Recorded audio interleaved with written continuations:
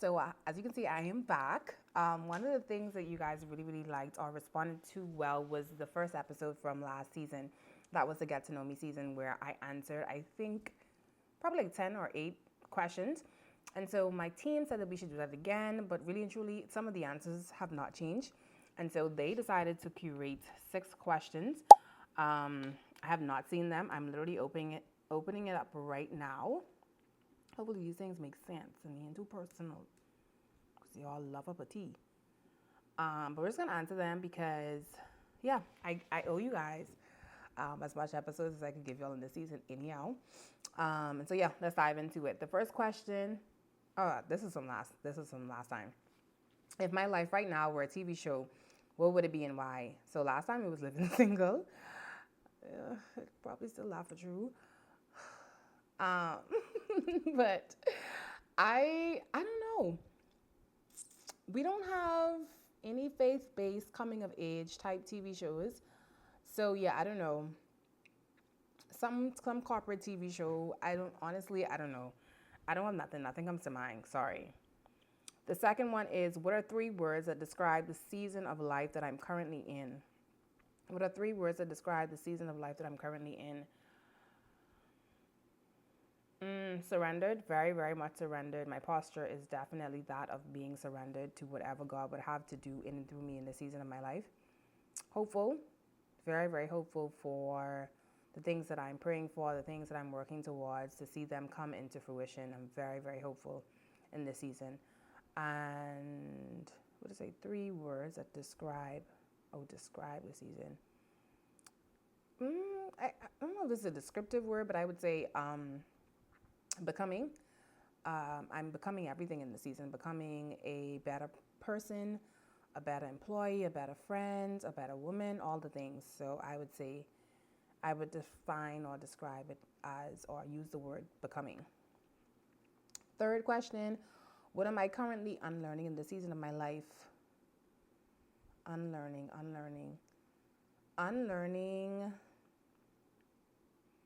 Well, I don't know if I'm gonna phrase it well, but I would say learning maybe that uh, unlearning this need or this desire, if we keep the same word, that things have to be a particular way. What I mean by that is, I guess I had a certain expectation of adulting, expected certain things to look a particular way checking my battery level. Once I became an adult, and then there was this whole realization that life is just one big high school. And what I mean by that is the same personalities that we had to deal with in high school now look differently. Now they're our employers, they're random people on the street, they're our employees. It's just a lot. The tensions that existed then may exist in a different capacity now, but it's still the same thing. Life is life. In every season, life is life. And so I think that there was a particular pressure that I placed on myself to think that when I became an adult, I was supposed to have particular things. I should have a particular mindset. I should feel a particular way about certain things. And then I realized, wait, in actuality, there's no right or wrong way to do life per se. Obviously, there are right and wrong things, but this is my life, and 2 things could be true at once. There could be a traditional way of doing things, and then there could be another way of doing things, but the other way doesn't make it wrong. And so it's unlearning certain patterns and traditional ideologies concerning all facets of life and realizing that it's okay for me to not walk in that particular path. It's okay for me to want something different. It's okay for me to do things my own way, so long as it is not against the grain of who I am as a person. It's not unlawful, nor is it against biblical principles. And so it's just really being more settled in this understanding that who I am is enough. My process of growing is that it's a process, and the world that I once thought existed does not exist. And so nobody has it all figured out. Nobody knows all the answers. Nobody has the proper roadmap per se. And I don't want this to go against what I said in episode 1 about the fact that you need to have a roadmap. I think what I'm generally saying is I'm unlearning that life had to look a certain way. Hopefully that makes sense. I feel like I went all over to try to explain that. Have my thought, oh, y'all always gotta add this in here now. Have my thoughts on singleness and marriage changed since turning 30? So I think we spoke about this since I turned 30, not sure. And I can't remember what I had said in the previous videos to even say if it's changed or not. But I would say I believe one thing that's always been consistent with me is my belief that we as women particularly should decenter marriage. I don't believe like marriage is the end all be all. Marriage is a beautiful thing, I'm sure. It is something that I desire. I, however, have not made it my personality or my character. Like, I don't lead with I am single first. I don't lead with I'm not married first. I don't make that a part of my character. And with that being said, I see the beauty in singleness. I see the beauty, well, I'm sure I will see the beauty in marriage. But I just stand on both have its value, if you will. And what I would say is my thoughts on singleness for myself has changed a little bit because I don't think that I would have thrived in a marriage had I not been single a little bit while longer. What I mean by that is I've totally changed in who I am as a person. Self-awareness has really changed me for the better because I've been able to see the good, bad, and ugly. In seasons past, or episodes past, sorry, I talked about the importance of having persons in your life that can be your mirror and help you to see yourself in the way that you don't get to see yourself, to see your blind spots. And so with that being said, I've had persons around me, being past relationships, situationships, friendships, whatever it may be, even employees, employers, that have allowed me to see myself or spoken up on certain things or address certain things that I get to see. And as a result of that, I've had to do the hard work. I've had to make it a point in my mind to say, okay, yeah, these are things that you need to change, not for the sake of a relationship, but just for the sake of being a better human. And in light of that, I know what I want and I know who I am. And before I can ask someone or join someone in holy matrimony, I need to know who I am because they need to know who they're getting. They need to know what I like, what I don't like. They need to understand my character. My character needs to be stable enough for them to know what they're getting. And I truly believe that that's what singleness is for. That season of singleness helps you to grow in your understanding of self so that when you connect with someone else, they know what they get and you know what you get and you know what you want, what you don't want. And in times past, I may have chosen someone that I thought I wanted, and having gone through certain situations, I'm like, yeah, that doesn't work well for me. And it's not because the person is a bad person, they're just not the best person for me. And likewise with myself, I have realized that who I am at my core at 31 years old may not change. And I have a very strong personality. I have certain ways about myself that just make me who I am. They're not bad, well, not to me. And so I don't think I need to change myself to be more appealing to someone else. I like who I am. I like who I'm becoming. I have some rough edges that I'm still working on, but at my core, I like who I am. And so when I connect with someone, I could always say, okay, or I could identify, okay, yeah, this works, this wouldn't work. And that's a wonderful thing. And so there's no surprises on nobody end once we get into a relationship and we get married because you know who you was getting from the jump. And for my female counterparts that are so heavily focused on just becoming married, sometimes I think we just become whoever we think we should be to get the man. And you realize I didn't even know you was anyway. And he realized I didn't know you was anyway. And then everybody all mix up. And then, all kind of confusion taking place. Or you don't pause and just allow yourself to be single. Like I enjoying singleness right now. It's crazy. I've always enjoyed it. But just knowing that when I come home, ain't nobody here. I love that part. So yeah, I don't know what I had said in that episode, but yeah, I'm happy with what is, but still hopeful for what I've asked God for.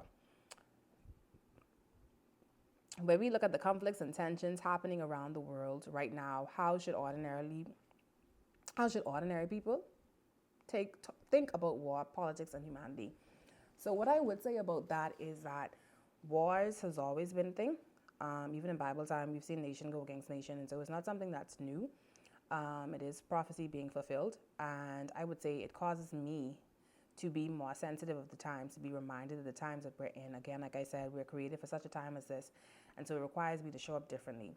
So that's how I look at it in the spiritual sense. As it relates to the other aspects in the natural, like I'm just more cognizant of money. I pay attention. I try not to be so consumed with the wars, but it is important for me not to be careless in not knowing what's happening, because when wars happen, things happen, with the economic climate, and that will impact me no matter who you are. It will impact you in some way, form, or fashion. And so it requires me to be a bit more responsible in how I handle finances and the like. Um, Politics and humanity. I think politics is the same thing. Being mindful of what's happening. I always tell people make sure that they make informed decisions. The only way that you can make informed decisions is if you're informed. Read the manifestos. Humanity, I would say always lead with love. I think we've become so desensitized in so many different cultures that we see things happening all the time, and so we don't really take a stand, or we think it's natural. It's not. As a believer, you are called to love first. You're called to be the light and salt in the earth. So even if it seems normal to everybody else, if it's not the right thing, you are there to infiltrate and influence the system, the cultures, the society that you're in for the better. So lead with love. Be a human first. Like first is my stance. This dilemma question, I guess, advice question says, Hi, Tonisa. I feel like I'm evolving and changing, but some of my friendships feel stuck in an older version of me. How do you handle outgrowing friendships while still honoring the history you have with those people? For me, as a part of life, um, I don't know what evolving and outgrowing looks like to you, but I would say as we grow older, um, our appetites change, our interests change, statuses change. I have 4 friends that got married last year. And though I don't think anything has happened or shifted in our relationships, I do understand that priorities have shifted. And so I don't think we've outgrown each other, and I wouldn't use that. I wasn't using those examples to say outgrowing, but if you come to the place where, especially when you realize you have different values, like I'm still very close with unbelieving friends, but they know where I ain't gonna go. They know where not to invite me. But I also still do life with them. I still check in on them. I still go out with them. And so I guess you would have to figure out whether or not at the core there are differing values and there's no longer any interest. And if that is the case, honestly, I feel like it naturally dissipates. But if it is that a conversation is required because they're asking why you're not showing up, all the things, then I guess you really do have to have that discourse. But pray on it. Value people, though. I would say there's always, I think, something that you could find valuable in persons. And friendships don't always have to look the same. You don't have to be, in years past, you may have went out every weekend, talk on the phone all the time. Life happened and people busy. So unless the friendship is requiring that, then it just could look different. And so long as there's respect for the individual values and the trajectory of life, I think you'll be good. So yeah. But I get that. I think that happens to us all. Some of them worth holding on to, some just not. That's just that's me though. That's me. Leave with prayer on that though. So yeah, this is the end of this episode. I just really thought that I owed y'all another one. I feel like I don't think the first episode was heavy. But yeah, this is just another addition to starting our season 2. I am super excited. There's a lot in the works. I do want to do more group episodes. Going back to the response that I gave to one of these questions, I just always think that something has to look a particular way, the quality, the mic, the setting, all the things. And I'm realizing now just the conversation, just being able to give content sometimes is better than what I deem to be the quality. The quality in something sometimes is more in the substance than it is in the visual. And so I'm just learning not to overthink it. So forgive me for that being one of our biggest hurdles last semester, not semester is crazy. Last season. So yeah, there's that. Also for my Caribbean gal them, I truly believe every word of what's behind me, Romans 8:28. For all things work together for those that love the Lord and are called according to his purpose. So I attended the great University of the West Indies, Cavell campus in Barbados. And having spent time there, I met some of the most incredible persons. And one of the things that I would always value about that particular campus is I would deem it the melting pot of the Caribbean. I met persons from everywhere, and I still socialize with some of them. Some of them are my nearest and dearest friends, sisters even. And what I would love for us, because I believe that I'm called to more than just my 700 islands and keys. I don't believe that experience and me going there was just off air. I want to see more of the Caribbean girls and guys even on more platforms that can be international or even just regional, for there to be more regional communities. And purpose over popularity is now preparing itself to be that. I'm already in communication, I guess, with some like-minded believers in different parts of the Caribbean for us to do more in-person events, online events. Some of you asked about an online Bible study. I can't do everything. I would love to, but I'm still growing in that area. That is a very sacred, very intimate moment for me that I enjoy doing by myself. But if we could lead it and somebody else spearheads it, why not? I am not opposed to that. So I'm just open to doing more, but I have to know what makes sense to do. I would love to do more in-person events here in Nassau as the Lord leads. Something coming up sooner rather than later, so stay tuned. So yeah, there's a lot of things that I want to do. I want to stay committed to it. I want to let go of the perfectionist in me and just move with productivity and let productivity be the goal and consistency. And so I want to know what you guys are looking forward to. What do you want to hear more of? What type of episodes you're interested in, topics, especially when it comes to that more community engagement. Let me know where y'all head is at.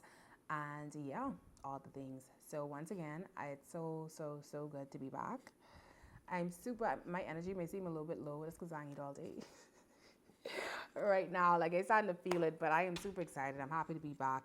I'm just grateful for the opportunity. Honestly, I don't take it for granted that I have people, even when I looked at the numbers and the different countries that listen to this on the podcast app, when I see the demographics, I'm like, this is crazy. Like, you get to literally be heard in different spaces. So yeah, thank you guys for coming along. Please do not forget to like, share, subscribe. If you are listening on the podcast app, be it Apple Podcast, Spotify, whatever podcast, I think Amazon even has one. Please rate. What I realized with the algorithm is by doing so, it allows them to share with more persons. And yeah, you can help me share this good stuff with other people. So thank you guys. Hope to see you guys really soon. Just letting you know, this is bi-weekly. It's no longer weekly. It's bi-weekly on Mondays. So yeah, looking forward to see you guys soon. Bye.